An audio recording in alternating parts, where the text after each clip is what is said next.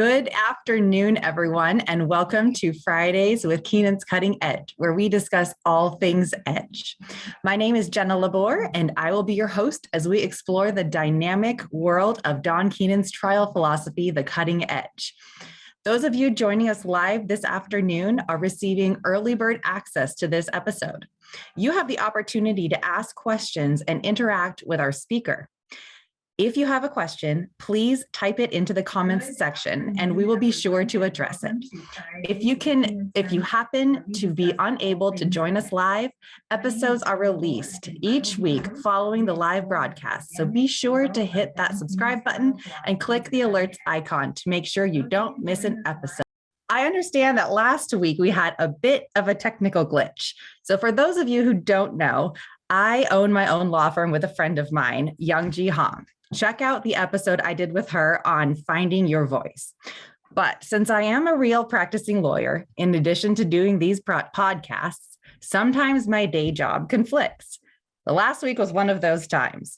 And normally you would not have any idea because of how awesome my tech team is. But our speaker didn't show up. So while the show may go on without the host being live, it cannot go on without the speaker. And that's what happened. So we're still new, we're still learning, and we appreciate you bearing with us as we work out these kinks.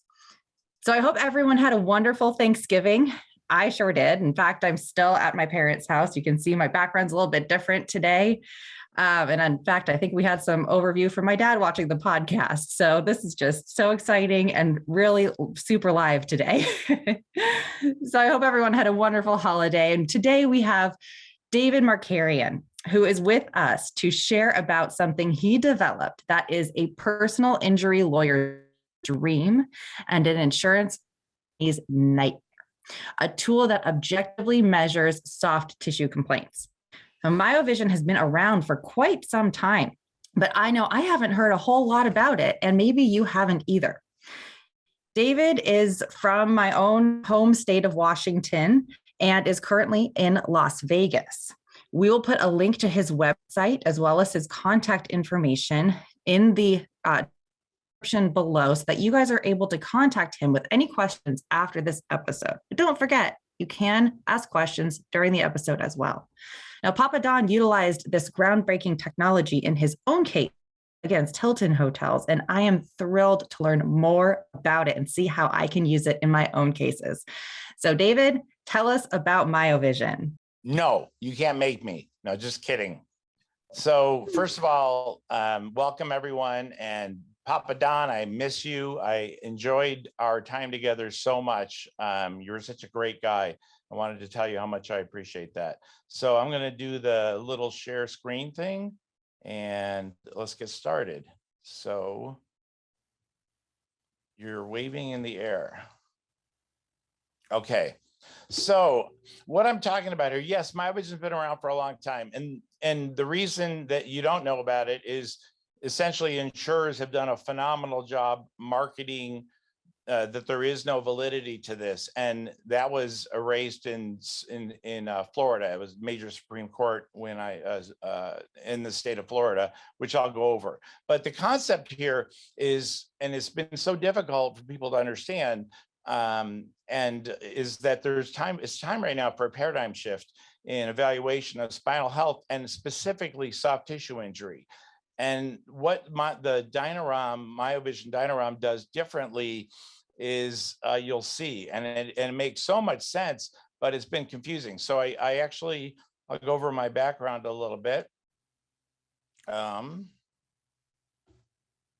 So I was trained at NASA and just found out last year that my research study on muscle fatigue in pilots led to a redesign of the F-16 hand control. They never tell you this stuff, but one of the pilots told me himself that it was right after '89 they actually put motion in the F-16 hand controller because the muscle fatigue was a serious problem.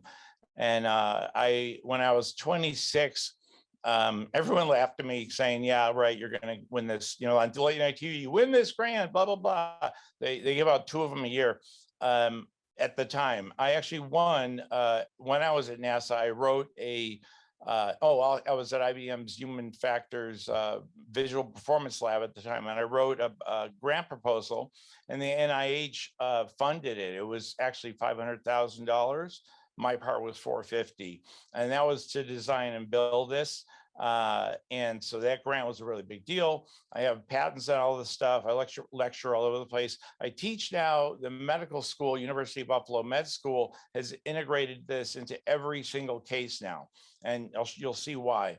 And as an expert witness, I'm now at 56 wins, 0 losses, meaning that whether it's settled or not, there's tons more, but they have all been in favor of the plaintiff due to the fact the device is totally objective, and it actually finally shows objective data, which leads to a completely different outcome.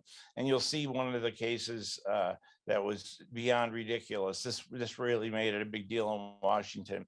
So when you're looking at range of motion, you'll see the MyoVision is considered the gold standard in the range of motion assessment book by the AMA. So that was a really big deal that they decided to do it. But it was 12 years of utilizing this, where John Gerhardt, the author of this, realized, oh my God, this is so much more sensitive than range of motion.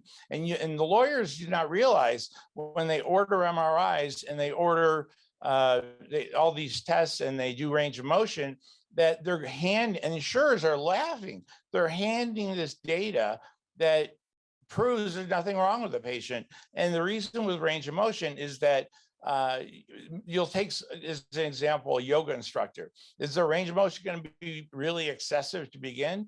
So she's in a rear end motor vehicle collision, and she's able to, she touched her toes before. Now she can almost touch her toes. So range of motion, about 60% of the cases is normal when it's actually not. And what we did was and I patented this, I added muscle guarding to it. So we use, though, for if you want to use range of motion on your own, if you're stuck, if you're in the old paradigm, we do have a very cool range of motion device. These are some videos, but you can go to dynarom.com or myovision.com, both of those, and you'll see this, the information on it. So, and you can download the case in Florida, where I beat all the insurance companies. The key is mobility. So when you go back here, why is my mouse doing this? So it's just taken off on its own. Okay. So what's the what the latest mobility is the key, right? I mean, if you could do a functional measure, you'd be way better off than laying down doing an MRI, CT, and the med school was just blown away by this. They're going, why can't we see this in our normal tests? Well, they're all endpoint values. They're all laying down. They're all static. And what I do is a motion test. So the latest research is showing you that MRI doesn't have sensitivity to back pain. And so they're basing surgeries on it, but the study showed that it really doesn't work that well. And so it shows normal so often where the DynaROM is abnormal. And I'll show you a case study where I have one of the cases we did. So the basic physiological principle, you think about it, it's so ridiculously simple. And it's so funny how I explain to people, lawyers that are not sure about it, most of them get it right away, but the doctors don't, but the lawyers get it right away. But the Walmart greeter, the jury, they always understand it. It's called tabula rasa. They have no preconceived notions. So they look at it, and the lawyers are always, the lawyer in this case I'm going to show you was blown away by it. When he saw the jury respond, he had actually called an attorney who is his close friend, two of them, and I was there. They didn't realize it was speakerphone, and he said the attorneys, two of them said the exact same thing. He said, "Should I use Marcarian in this case?" And they said it's like taking a tank to a knife fight. And the reason is not me; it's the tool. And you go up against the way it's always worked. The experts' opinion. I am a UCLA professor, and I go, I'm just nobody. I focus on data. So I actually ended up on Law and Order, You the Jury, the TV show. I don't know if it's going to air or not, but muscle guarding. Remember, when you does it hurt to stand there or when you go to pick something up. When you bend, that's where you see most people blow discs. That's where people end up with soft tissue injury is in motion as a result of a car accident. But it really comes out, and you can elicit it because muscle guarding. Remember this. This is my quote for the universe. Muscle guarding is the body's natural defense mechanism to pain and spinal dysfunction in motion. DynaROM is functional. MRI, CT, and ROM are not functional measures. Pain is elicited by laying down. Is it elicited by laying down or during bending? We know already. So the secret to the sensitivity of the DynaROM is that we're actually measuring as the patient moves. Oh, there's a video behind there. You can't see it. We measure as the patient moves, and you can see that there's muscle activity fires, even though they can bend fine. And that's why it's so good. So, and one of the phenomena that has been, when I did grand rounds at NYU Langone Medical Center, all the electrophysiologists, all the physiatrists, all the medical doctors, there were 250, whatever. Anyways, they just were like, wait a minute, how do we not learn this in school? Why is this not taught?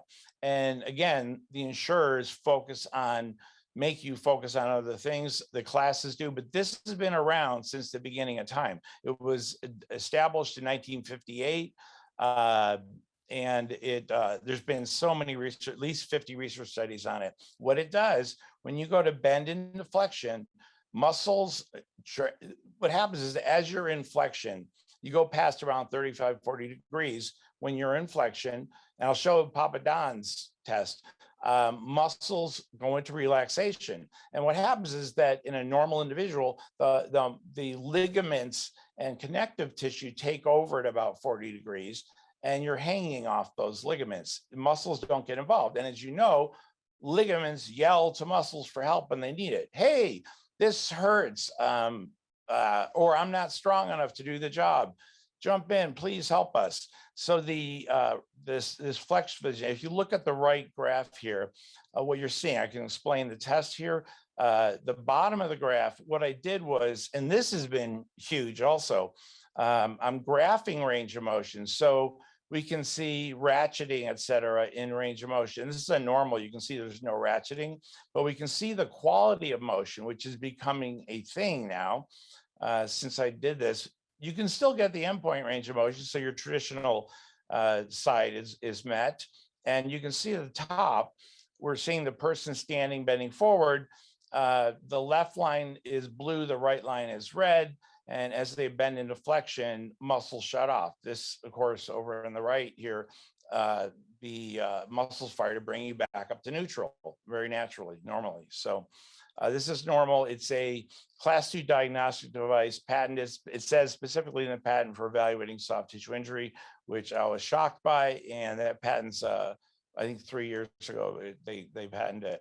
So I did. How's it work? We're just using EK. Well, and it drives me crazy. One of the defense experts' rebuttals to me was, there's no way it uses EKG technology. I design EKGs. It's like, it's exactly the same technology. It's just significantly more sensitive. When we're measuring the muscles of the body, the heart generates a lot of activity, tremendous activity. So you're seeing muscles firing in the millivolt range. With the low back muscles or any of the rest of the muscles, they're tiny. And so we're looking at the microvolt range. So the MyoVision and DynaROM are significantly more sensitive than the EKG. It's a much more difficult device to make, but it's the same technology. Now I do this in the courtroom where I'll actually have the patient. This is one of I have a whole presentation I use in the courtroom, but I'll do this to show, this is the muscle activity and how sensitive it is. She makes a fist and you can see the muscles fire. And this gets the jury to completely understand this. This isn't my, if you saw my my court presentation, you find it really works really, really well. And thank God they allowed that now. Now, the other question that, you get these crazy experts that are paid a fortune to essentially make up. It's really sad to me. I don't know how you can live with yourself as a really well-known expert and who uses your background, your CV as your major tool. And I go in with this and they go, oh, it's not needle EMG, so it's not real. Well, really, this was published in the journal of, no, this was in, it wasn't Spine. It was a really famous journal. I can't remember the name right now. But they did both. You can see the top graph and the bottom. They did them simultaneously, and they concluded that all functional phases, everything in needle, was also shown in surface.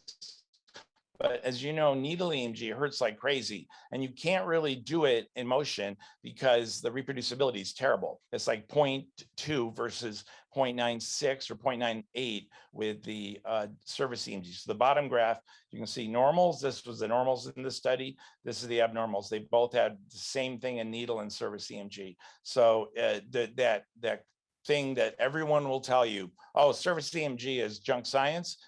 Total nonsense. There's over 13,000 studies now published, 12,500 or something like that.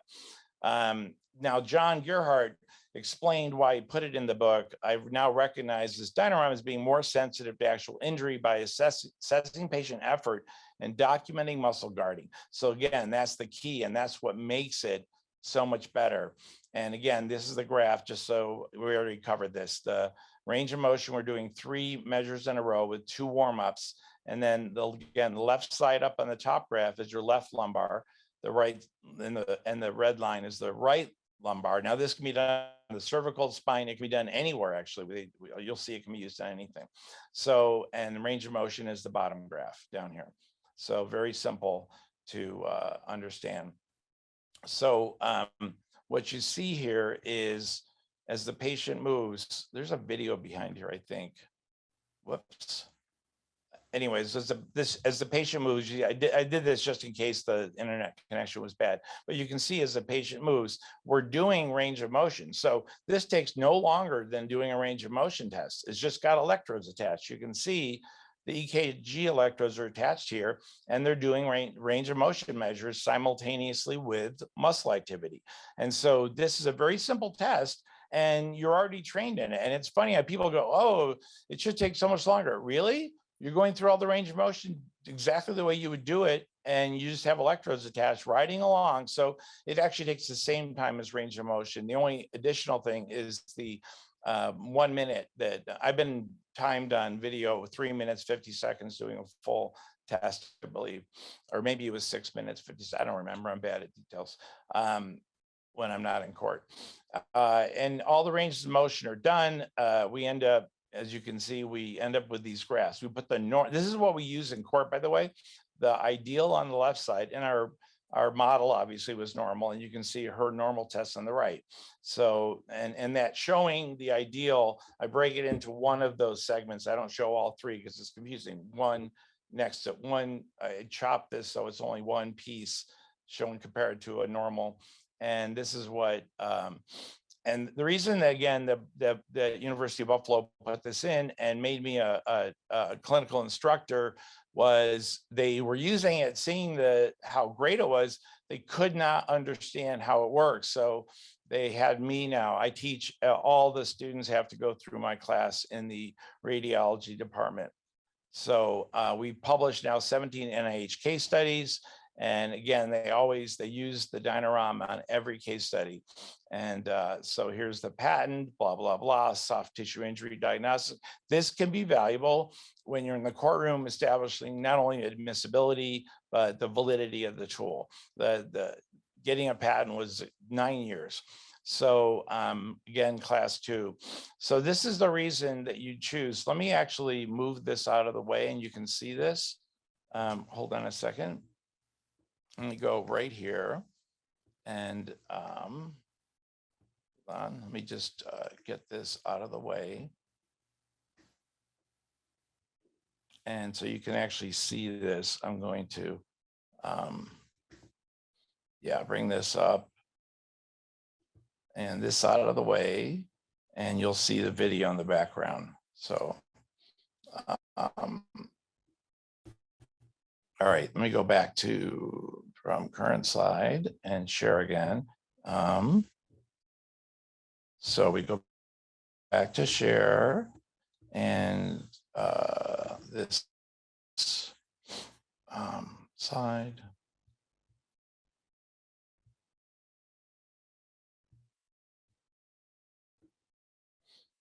Okay, so what you see here, I'm going to show this video, and what you see here is that the patient.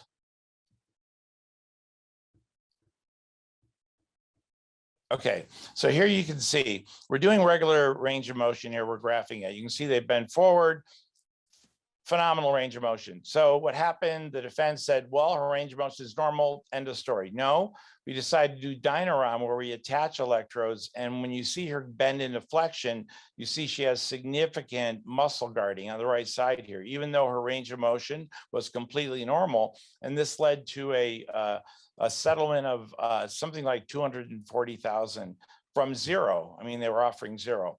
So I did take this to court in Florida. And what happened was the state of Florida decided to challenge the validity. Why?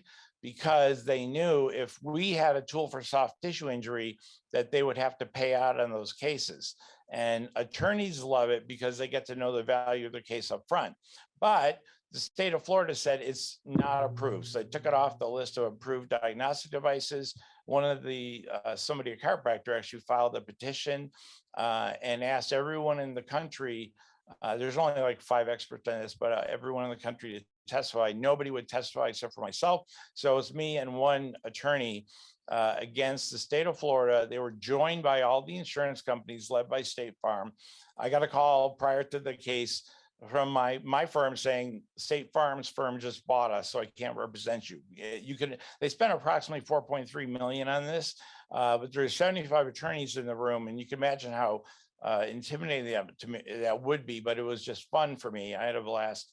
And their expert said in the car on the way to the airport, we were raised a block away from each other, which was funny. He knew my brother. I said, how could you have presented the same studies with opposite conclusions, considering the judge was a scientist by training and the ALJ? So he said, they paid me a lot of money, but this kind of destroyed his, now this was one which everybody, in the state of Washington, this went on this email went out to everybody. And since this, State Farm in Washington State's been settling cases.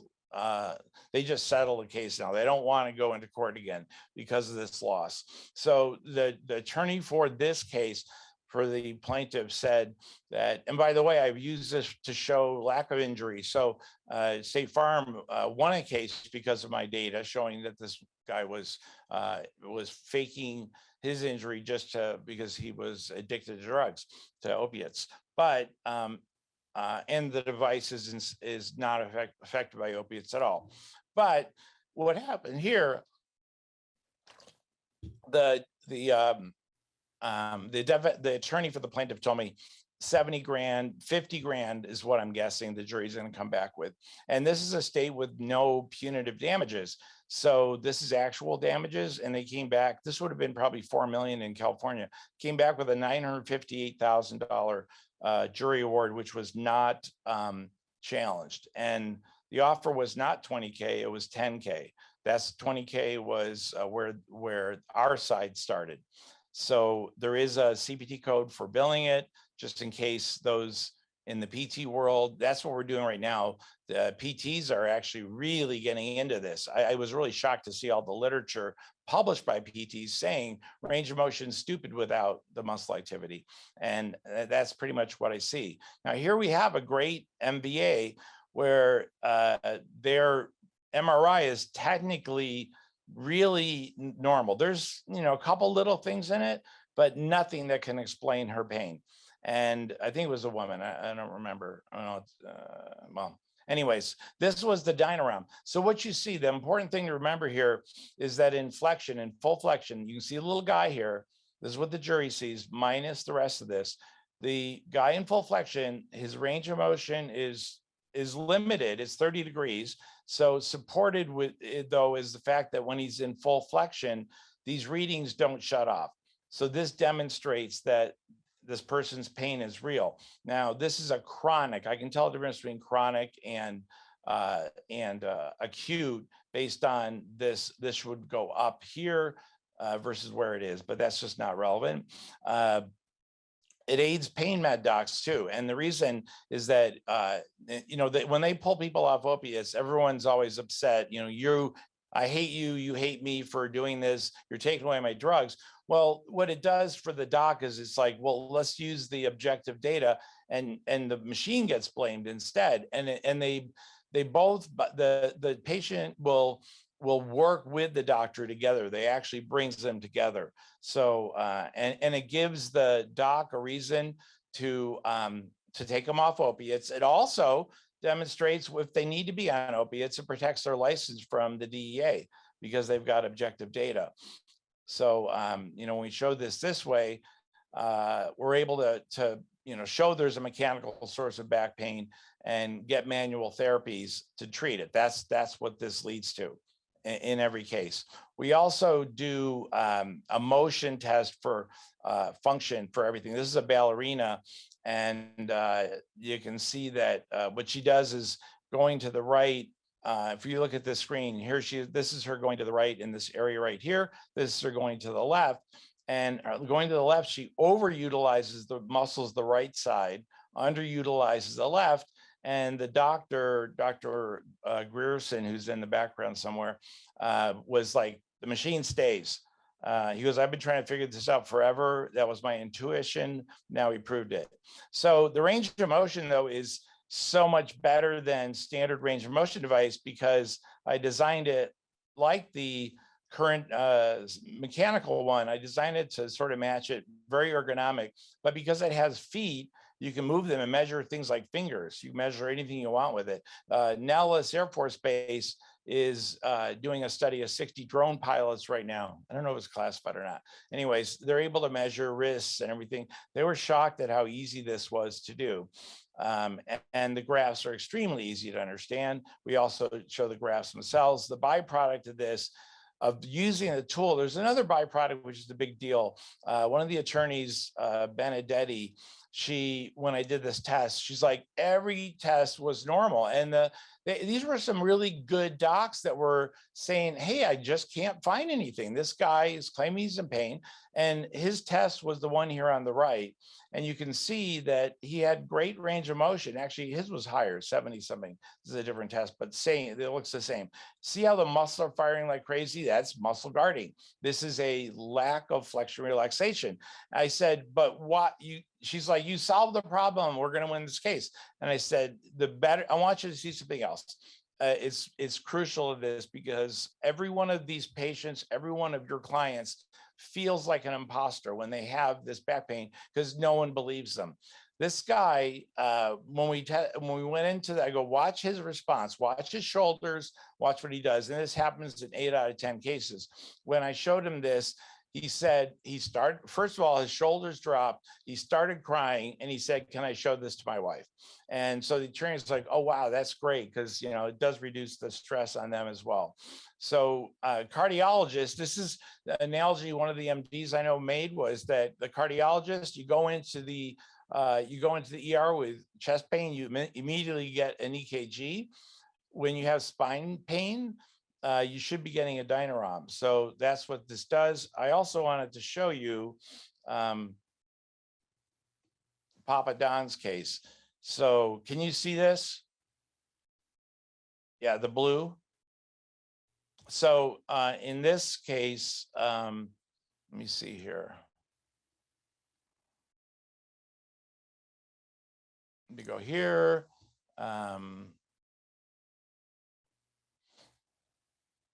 Oops, let me get out of here and go back to the other one.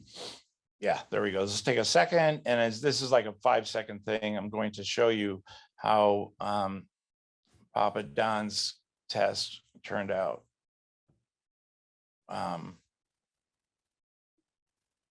Okay, so what I do is, let me go back to share screen. I'm going to share this screen with you. So there we go. Now you should see it. So in performing a rotation, the left and right in a normal, this is what the jury sees, by the way, is this presentation of ideal and patient name on the right. And in ideal, when you do a left rotation, one muscle should fire. Why would both fire? If you have, I did this in Law and Order, You the Jury, I showed it with my hands. When you do a left rotation, typically the left side fires, sometimes the right. That's paradoxical, but it does happen. The one side fires, the other does not. Why would the opposite side fire? Well, its job is muscle guarding, so to reduce the further pain. So when you're doing a left rotation, if both of them fire, if both of them fire, that is proof that they're in pain. And in addition, you can see how the readings are bouncing all over the place. So this bouncing is the fibrillation that you see in needle EMG and surface. And so that fibrillation establishes that it's acute.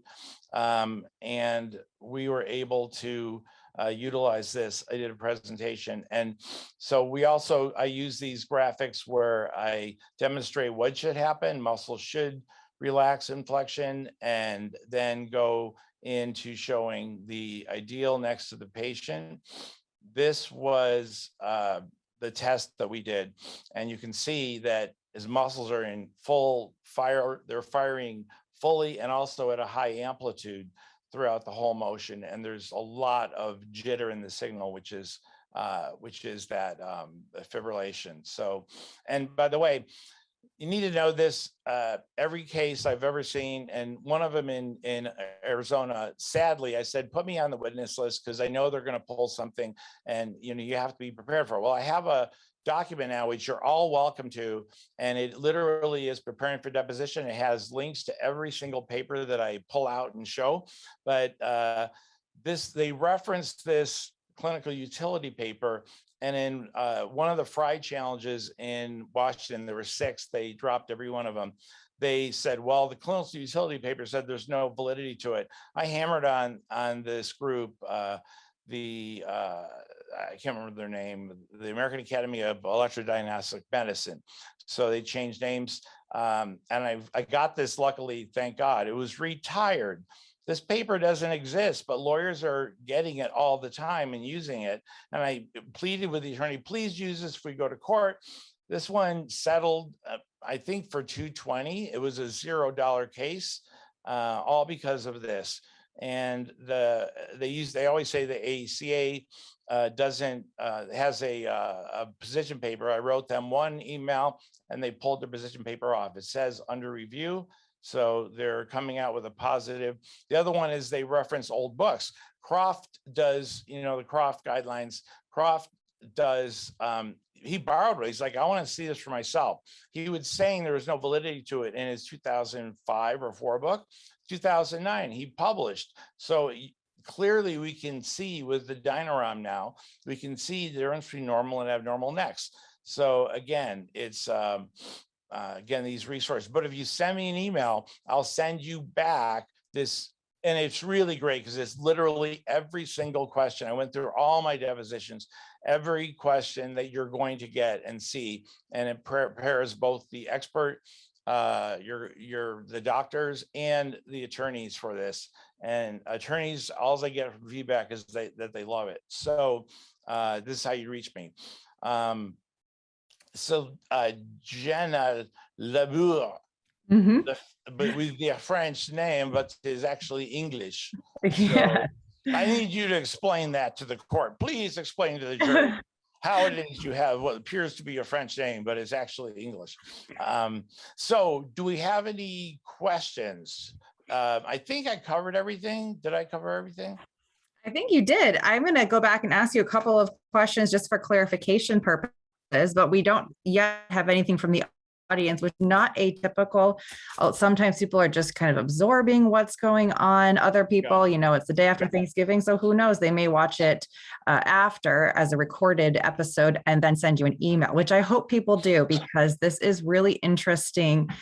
This is really interesting technology, because rather than just saying range of motion from like a skeletal point, it measures what your muscles are doing, and it measures, well, your client's muscles, hopefully not ours, but maybe, and measures when they're firing incorrectly, which is objective demonstration of muscle guarding, which means there's something wrong. Yes. Right? Is that right? Yeah, I use the temperature analogy when they go, well, it doesn't tell you, if which muscle is injured or whatever. It's not muscle injury. Muscles compensate for these problems in motion. So we're doing that. But what I use the temperature analogy in court is I say when a doctor, and even though it's more accurate than this, but when an MD puts a thermometer in your mouth and it shows elevated temperature, does it tell you where the infection is? No. It tells you there is an infection. So I say that the DynaROM correlates with soft tissue injury. I use, and it's in this book, this book that I wrote on this for the attorneys. It explains how to use language so you can never get in trouble. Correlates with, those kind of, it proves, it's most of these measures we use don't prove anything. They correlate with. So just like with temperature, but I also want to make really clear. You have another question, probably. Oh, go ahead. I'm going to keep asking questions, but keep going. When I first demonstrated this, Don Papa Don had me present it to a group. I do have now quite a few lawyers that one in Arizona. I'm in a case. Actually, it's funny. There's 5 experts in that case, 5 medical experts on the defense side. And after my deposition, which the attorney, I don't blame him. You don't answer questions you don't know the answer to, right? Mm-hmm. But there were critical papers I needed to get used and admitted. So the way I did it cleverly was in deposition, I responded to questions by pulling up and reading the research papers. And those were, and the funniest thing was I was kind of wacko. It's in the way I do stuff is not normal. The typical expert stuff, whatever. The attorney emailed me and said, you're either brilliant or stupid. I don't know which, because I can't tell. And then all five experts, after reading my deposition, quit. So he emailed me and he said, brilliant. And then he put, you're a boxer in the ring by yourself. You have no one against you. So that case is going to trial sometime in the next 3 months. So what I don't want you to do, though, because this is what happened the last time, and I'm not going to do it. Attorneys would pull out cases that are 10 years old. They're really old cases. Their friends, their family. I actually told one of the attorneys, this has got to be a relative of yours. Clearly, I can tell by, the data tells me, they think I'm son. They call me the magician at University of Buffalo Med School, because I can tell people all kinds of things about what they do, their life, et cetera, from this data. And people were starting to send me just really old, worthless cases trying to get the value up. Don't do it. Stick to cases that are, current and that are within, I can still do it within 2 to 3 years, 4 years after an MVA, I can still evaluate the data, no problem. But if you're talking about really old cases, you're bringing back to life or whatever, don't do it. Also be aware, it is completely immune to opiates. So if the case we won, by the way, on Law and Order, you the jury, our side won, and that guy was on full-blown fentanyl, and this is not affected. And the reason it's not affected, so this is a very interesting phenomena. What do opiates do? And there's actually a published study showing they injecting a painful substance into the body and measuring the muscle activity response. And it demonstrates that even when they're on opiates, which is what they did in the study, the pain response is still there. Why? Opiates affect you at the central nervous system, at the cerebral level. So it's the sensation of pain. It makes it so you don't feel it. You ask all these people that are on opiates, do you feel a pain? Absolutely. You care about it? No. So locally, the muscle guarding is still there. And so it's not like flexible. Now, those things will affect the results somewhat, but only for about 3 hours after they take a muscle relaxer. So, but all other drugs don't have any effect on it at all, which has been great. So. Okay. Okay, Yeah.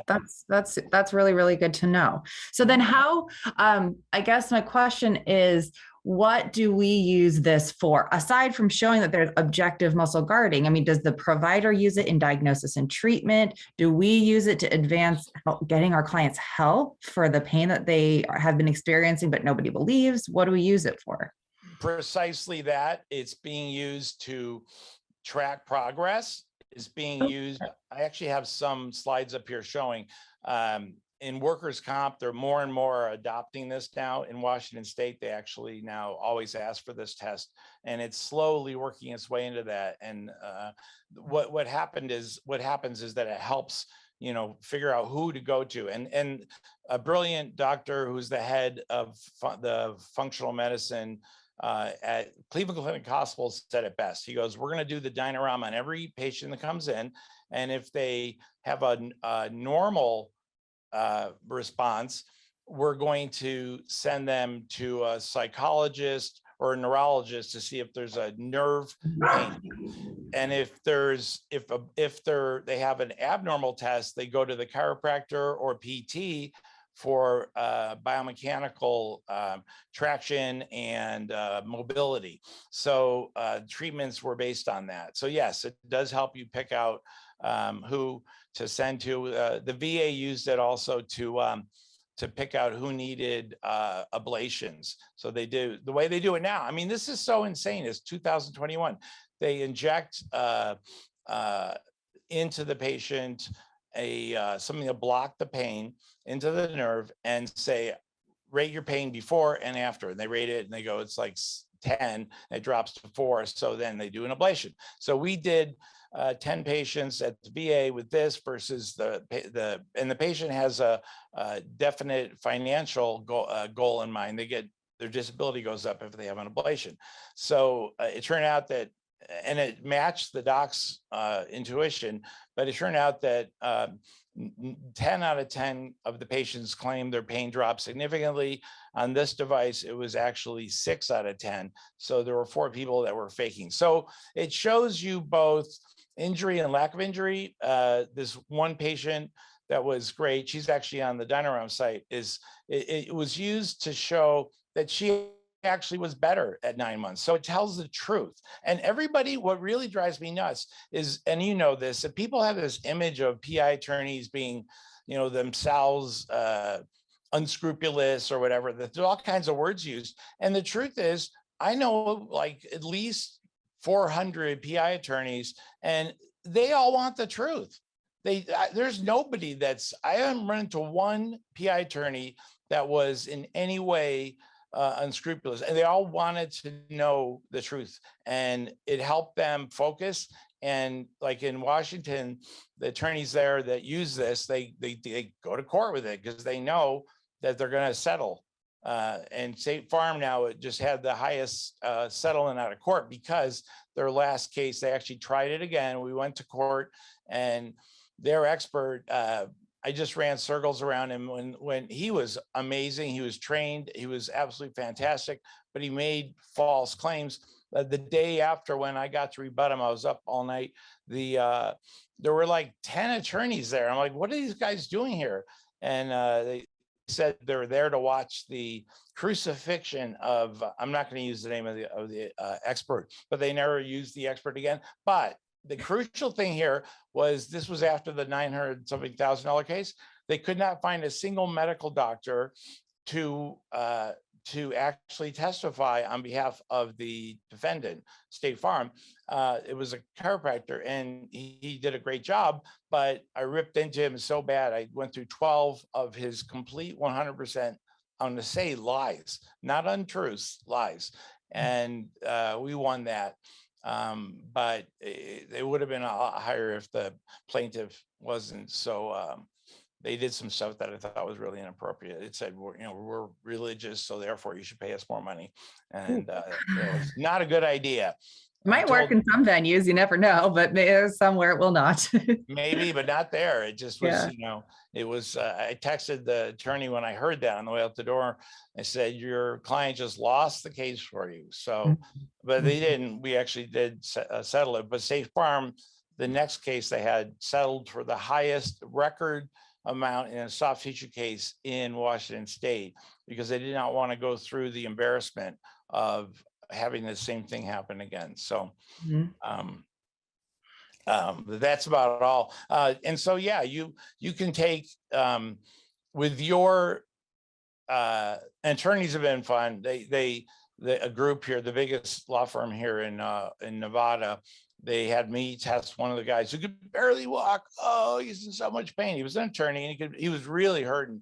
And I did the test on him and it was completely normal. And I just go, sorry, you made this up. And he goes, okay, we'll be using it, because he was completely fine. Oh, okay. And he was testing you essentially, and yes, okay. One guy went further. He hired someone from the Actors Guild that was like 300 pounds, couldn't tie his shoes, and did the same thing. Brought him in, and there were two people we tested. One was actually the real patient, and one was this guy who was, and I was sweating bullets because he looked like he was in so much pain, and he was just an actor.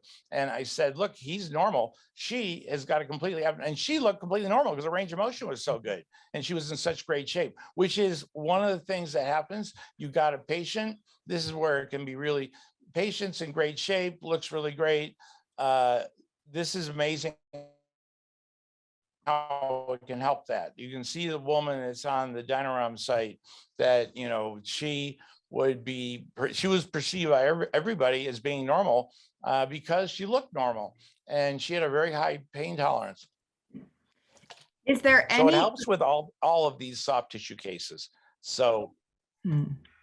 So I think one of the biggest challenges we have as plaintiffs lawyers, as I know you understand, is how to explain to a jury these invisible injuries, right? It's not a missing limb. It's not a scar. It's not a broken arm in a sling. And, you know, a lot of that translates into brain injury, right? There's somebody. Yep. Certainly you can have severe brain damage where there's somebody can no longer speak or feed themselves, that kind of thing. But then there's also the level of, I am not myself anymore. Is there any way that this technology could eventually move to measuring that kind of invisible injury?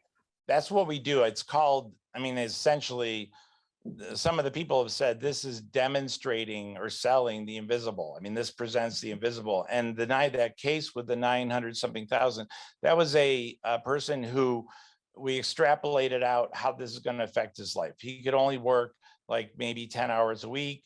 And that's why the amount was so high. And so, yes, it can be used, and it does correlate with brain injury as well. You know, we have actually one of the cases, we're very lucky. I had done a test to show a lawyer how it worked on someone, and she was completely normal. And it was like 3 months later, she was in a rear end MVA, and you know, we had the pre-test, which was normal, and then we had the post, which showed her completely, you know, in pain. We also, some of the insurers, we have multiple, you know, you have these cases where people get three accidents in 4 months. They get not accidents, collisions. Papa Don got it.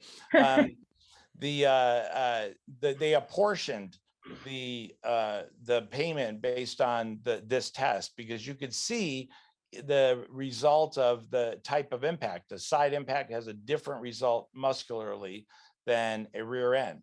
And so you can see, and I've also had a husband and wife hit and their tests overlay perfectly because they're affected the same, and it's by the seatbelt.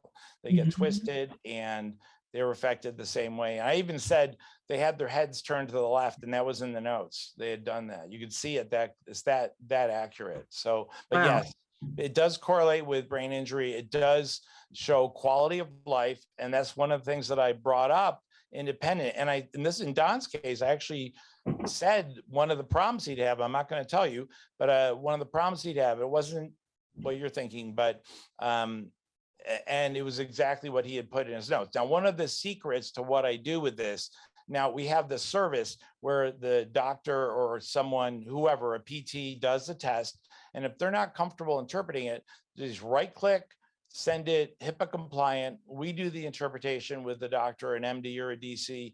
My name goes on it as well, and send the report back. and it's a great quality control. Like we'll tell them, guess what, you did the test wrong, redo it. Or it's powerful because all the insurers know me. You guys don't know me, but the insurers all know me. So they know they don't want to really go up against me. But that's been that's changed things dramatically the last year. We got like 30 tests last week to do, so it makes it easier to present because I get put on the witness list. So it helps. But this document, like I said, the attorney's guide to preparing for deposition or something like that is really great. So email me, I'll send it back to you. I don't think it's on my website for some reason. Oh, well, yeah, there's a reason it's not on the website, and it should be soon, but it's not there right now. So I can just send it to you. All right. Yeah, that would be great. Yeah. And we'll definitely put your contact info so people can reach out as well. So how is this available in all states? And how do we find somebody who has this in their office? If we want one of our clients to, say we're in Alabama, say we're in New York, what do we do? Yeah. So what you do is if you go to MyoVision.com under DynaROM or DynaROM.com, you can actually say schedule an exam, and it will find it'll show you the nearest guy, nearest person, not guy, but nearest PTMD, DC or whatever, who has a system. And they are all over the US, but there's this year, in December, it's really funny. In December of last year, we had record sales of DynaROM systems, and 100% of those sales were I did a lot of lectures to attorneys. Were attorneys telling doctors you need to have this, and that's it. So they totally they want to work with attorneys. So this gives them that opportunity, and it drives them, the patient to the proper treatment too, instead of drugs. When you see a muscular problem, it drives them to PT or a chiropractor for, working on mobility, et cetera. And you can see over time the changes that occur, and they correlate completely with their subjective, objective reports that they do too. So so that's how you find them. We will find there are more people that have them than show up in there. We have a doctor locator, but it's not as accurate as if you try to schedule exam. We'll actually find someone because somehow they've moved around a lot and their addresses are not right. But there is a doctor locator, and you can do that first. And some of them are accurate, some of them are not. So that's why scheduling an exam will find the right person. Okay. All right. So when should we use these in our cases? Like, what are some good markers that you've noticed signify to get this done? And is it costly? Yeah. So what I recommend that you do is do it every single day from the time someone's born. No, I'm just kidding. Then you've got a really good set of data, right? That'd be awesome. Yes, and I end up with a new yacht. No, what I recommend. So there is an argument that the defense makes that they don't. It's really rare that anyone even knows this, but with needle EMGs, they always wait 4 to 6 weeks after a MBC because the muscles naturally go crazy after an MBC. So the needle EMG will appear so crazy abnormal, you kind of want to wait for it to settle down. So that is even though I recommend you do the test immediately because you want that data. So I look at it like do it immediately, do it again at 6 weeks. And then some people, there's 2 schools of thought. Some do it we have a guide on this. Some people do it every 6 weeks to see if the patients really improved a lot, if their treatment's working well. The majority do it 3 times. They do it at the beginning, they do it in the middle, or at that 6-week period. Most of the time that they see people, they're way beyond, they're beyond 6 weeks, beyond 4 weeks from the accident, the collision. So it usually is one like 6 weeks after, and then one that follows is and you can determine whether or not they need further treatment or refer to somebody else if you're not being effective. So a lot of the docs have bought this to either show this to attorneys or to patients what's going on with their bodies. And the feedback we've gotten is it's made them better doctors. In the chiropractic arena, they were doing some crazy upper cervical technique that wasn't really affecting the body, and they changed to manual adjusting, and it helped. In the PT world, they would get more aggressive with the mobility therapy they're doing. And so it's had that kind of effect where the doctors tell me it's made me a much better doctor, because that feedback tells me, because, everybody, when you're a hammer, everything looks like a nail. And if they have this belief system, like, especially in chiropractic, there's so many that believe just adjust the upper, the upper neck only.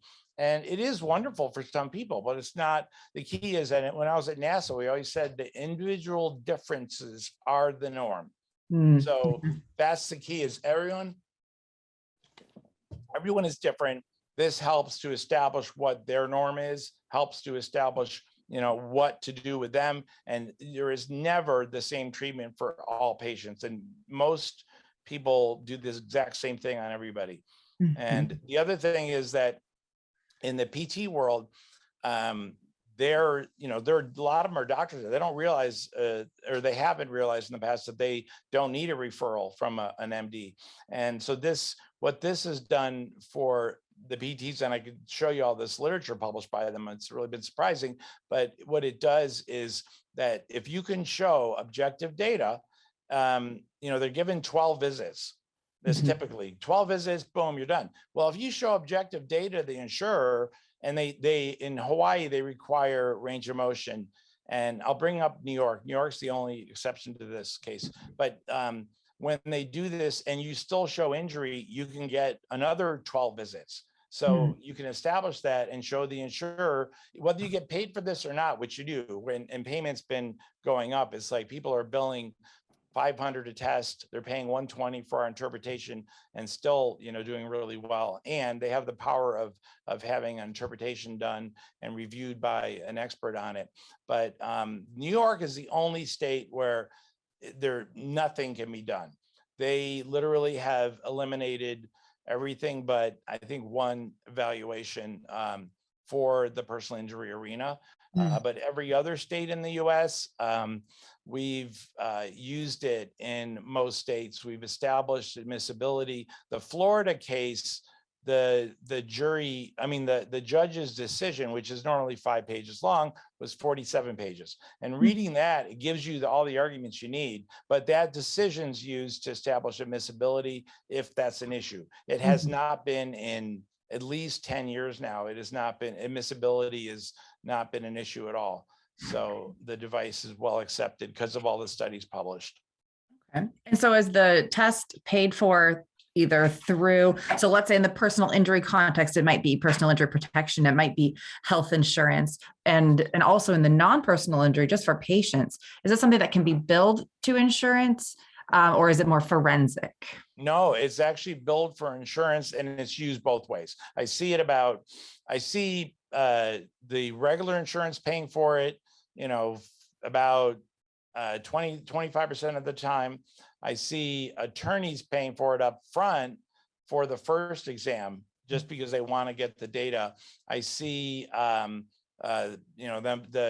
doctor waiting, of course, for the whole bill to be paid at the end. But this big, huge change has occurred. And I've got video of people telling, saying this, is that one of the guys was in practice for 30 years. And he said, after getting this is the first time, and it helps you as an attorney, it helps the doctor, it helps the patient. First time he had, and I got so many doctors say this, first time he had got a full payment on his bill, did not have to cut bills. And that's a absolute, there's so many byproducts, psychological for the patient, the financial side of it, but they have a tendency to, and one of the ones in Massachusetts now has 30 or 40, maybe more cases they paid in full. And so he's never, and that happens in, he said that was happening in 100% of the cases. They were asked to cut their bills. And now that he never happened since then, this has never happened. So, Wow. well, there's the reason is every approach the experts have tried to discredit this has failed miserably. And currently, this is a real problem. The Journal of Occupational Environmental Medicine published in their book on injury, they published that this was not an approved tool. And I used that in this deposition in Arizona, where I actually, the key to all this is I go to the reference section. Also critical, I do not, when I do these tests, I tell the patient, I did this with Don, you can ask them, don't tell me a word. I don't want to know what happened. I loved at NASA, we were trained double blind, double blind, double blind. So I create this double blind, which makes it so much more powerful in front of the jury, because I didn't know anything about the patient. I had no clue until maybe after the case is over, I'll find out. But I didn't know with Don what was wrong with him, not a clue. And he was, they always want to start telling you, and they don't. But this is so that part is really a big deal. Getting payment in full is a big deal. And we have both the forensic side and seeing both types of insurers paying for it. It's been going up and up. They will play a game where they almost do this where they get a list. They will deny payment for this the first time you do it, just to see if you're going to fight back. You're going to fight it. Yep. I have every denial response on my website. You have to join to see them. You have to get a login so we can know who's doing it. But every response is already pre-written, and they've been the same for 10 years. That journal from that paper that they referenced that's been retired. They use that every time. It's the funniest thing in the world. Or they use biofeedback. None of it makes any sense. And they can, the last case, 3 cases ago, they did hire I'd say the world's leading expert on this. He's published at least 90 papers. And his first sentence in his declaration, I responded with a research paper he wrote saying the opposite of what he said. And that was it. They settled it. And so going up against that guy, he's like one of the most famous authors in the science world. But he doesn't realize that he's published papers that say this definitively shows injury. So I love that. But I really wanted to go up against him in jury trial. But they that's too bad. I know, it would be like it's like boxing Mike Tyson or something and winning. Yeah. All right, we kind of got to wrap up, but I have one more question because I want to make sure we're getting since today is a holiday sort of episode, I want to make sure I'm addressing everything that people might be thinking about. So finally, as far as testimony, does the provider who does the test testify about it, or do you, as the creator of the technology, have to testify in each case? I don't have to testify, but I do testify. And oftentimes I have it in my fee schedule that I have the right to not charge for it. And in the $900-something thousand case, the way that I dealt with the defense attorney just jumped all over that and said, how is it you're not charging for this? So I didn't charge a penny. And I said that because they use the interpretation service, one of the things I do is I guarantee that if this has to go to trial, I will testify as part of the cost of that service.